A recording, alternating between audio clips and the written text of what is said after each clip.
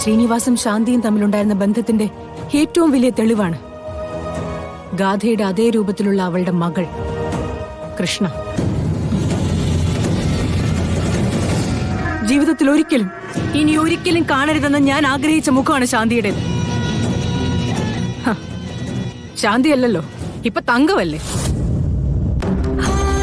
എന്റെ മനസ്സില് ദൈവത്തെ പോലായിരുന്നു.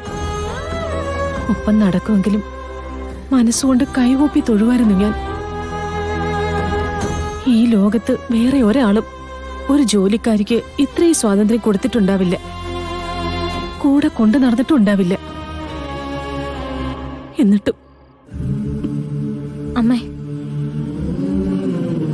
നല്ലതൊന്നും ഒരു കാലത്തും എനിക്ക് വിധിച്ചിട്ടില്ല, വാഴില്ല.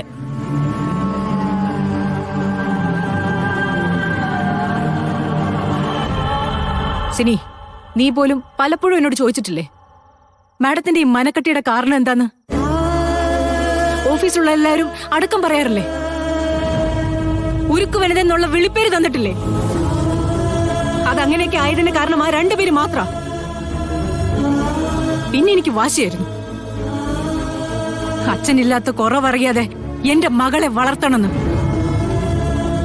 അവക്ക് വേണ്ടി ഈ ലോകം മുഴുവൻ വെട്ടിപ്പിടിക്കണമെന്ന്. അതിന് ഞാൻ വിജയിച്ചു. പക്ഷേ ഇപ്പോഴും അവളെന്നെ വേട്ടയാടുന്നു. ശാന്തി എന്ന തങ്കം.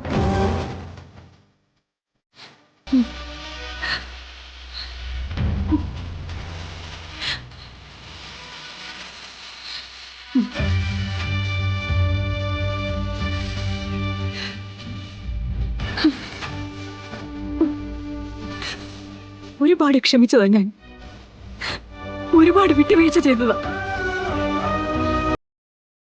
പക്ഷെ ഇനി അതുണ്ടാവില്ല.